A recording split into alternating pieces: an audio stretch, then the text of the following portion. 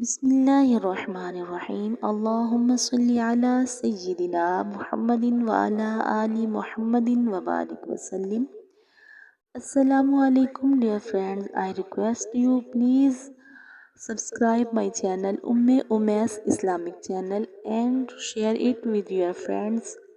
In this video we learn about the method of ablution, the method of wuzu, because the wuzu is a most important part in our Islam, and as a Muslim it is our duty to learn about the most important things of Islam.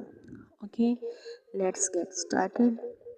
While making ablution, one should sit on some raised place facing Makkah and begin with the name of Allah, Bismillahir Rahmanir Rahim, and after that, Bismillahi walhamdulillahi.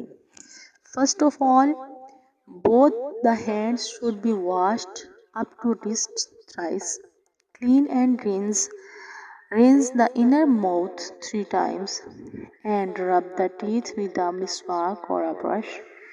If miswak or brush is not available, teeth should be rubbed clean with the help of hand and fingers, and should gargle properly. While fasting, gargle is not allowed. Then inner part of the nose should be washed and clean with the left hand, but while fasting, water should not be pushed above the soft bone of the nose. Then wash the face 3 times, wetting the forehead from the hair of the head to the lower portion of the ears. No portion of the face should remain dry. Please be careful about that. No portion of the face should remain dry. Okay. Then both the arms should be washed thrice, each beginning from the right arms up to and including the elbow. Pass fingers of one hand between the fingers of the other hand. If wearing a ring, it should move freely to allow the water to pass under it. Then perform the masa, that is, wet hands should be passed all over the head, and the first finger of right and left hand should be moved in the right and left ears respectively. And in the same operation, thumbs should be passed around the ears and pass the back of the hands over the hind part of the neck only. Okay, hands not be passed around the foreneck as it is prohibited. Fresh water need not be taken for performing the masa of ears. Then wash the feet, beginning with the right feet up to and including both the ankles 3 times each. The little finger of the left hand should be passed between the finger of both the feet, beginning from the little finger of the right foot and ending with little finger of the left foot. Okay. Now we learn in Urdu. اب ہم اردو میں اس کا طریقہ سیکھیں گے۔ سب سے پہلے کعبۃ شریف کی طرف منہ کر کے کسی اونچی جگہ پر بیٹھنا، یہ مستحبات میں سے ہے۔ وضو کے لیے نیت کرنا اور نیت کرنے کے لیے بسم اللہ الرحمن الرحیم پڑھنا، اور اس کے بعد بسم اللہ والحمدللہ پڑھنا۔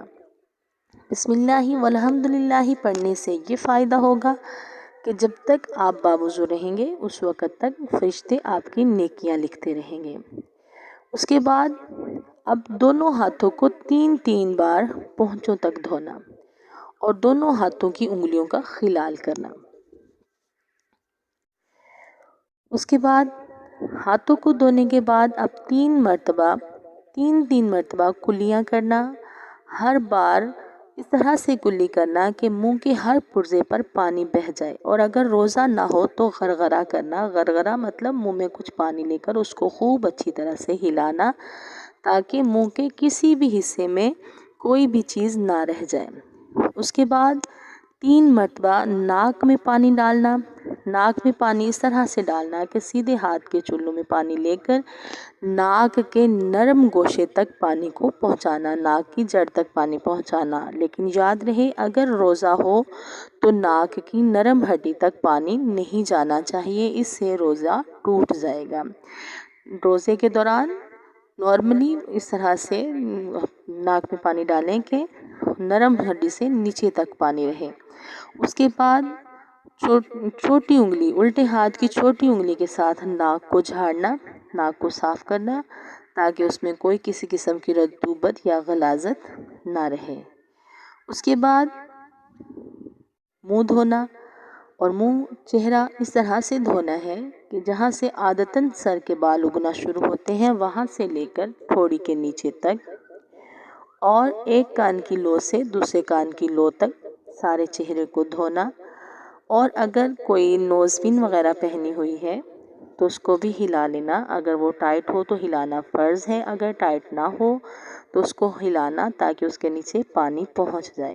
اور چہرہ دھوتے وقت یہ یاد رہے کہ بہت زور سے پانی نہیں مارنا کہ چھینٹے اڑ کے کپڑوں پر پڑیں، اور نہ ہی اس طرح سے چہرہ دھونا ہے کہ تھوڑا سا پانی لے کر منہ کو چوپڑ لیا تیل کی طرح، بلکہ کم از کم 2 قطرے پانی کی بہہ جائے اس کو دھونا کہا جائے گا. اس طرح سے 3 مرتبہ چہرہ دھونے کے بعد اب بازو دھونے ہیں. بازوؤں کو اس طرح سے دھونا ہے کہ انگلیوں کے سرے سے شروع کر کے کوہنیوں سمیت بازو دھونے ہیں. یاد رکھیے گا، کوہنیوں سمیت بازو دھونے. پہلے سیدھا بازو دھوئیں، اس کے بعد الٹا بازو دھوئیں. اب دونوں بازو دھونے کے بعد سر کا مسح کرنا ہے. مسح اس طرح سے کرنا ہے کہ شہادت کی انگلی کو چھوڑ کر باقی تینوں انگلیوں کو آپس میں ملا کر جہاں سے عادتاً سر کے بال شروع ہوتے ہیں وہاں پہ ہاتھ رکھ کے ہاتھوں کو پیچھے کی طرف لے کر جائیں اور اس طرح سے سر کا مسح کریں. پھر شہادت کی انگلی کو کانوں کے اندر پھیریں اور انگوٹھے کے پیٹ کو کانوں کے پیچھے والی جگہ پر پھیر کے کانوں کے پیچھے سے بھی مسح کریں. اور اب تینوں انگلیاں جو شہادت کی انگلی کو چھوڑ کے باقی تینوں انگلیاں ہیں ان کی پشت کے ساتھ گردن کا مسح کریں. یاد رہے کہ صرف گردن کا مسح کرنا ہے، گلے کا مسح نہیں کرنا. گردن کا مسح کرنے کے بعد اب 3 مرتبہ پاؤں دھونے ہیں. پہلے سیدھا پاؤں، پھر الٹا پاؤں. اور دھونے کا طریقہ یہ ہوگا کہ سیدھے پاؤں کو انگلیوں کے سرے سے دھونا شروع کریں اور چھوٹی انگلی سے بائیں ہاتھ کی چھوٹی انگلی سے اس کی انگلیوں کا خلال کریں.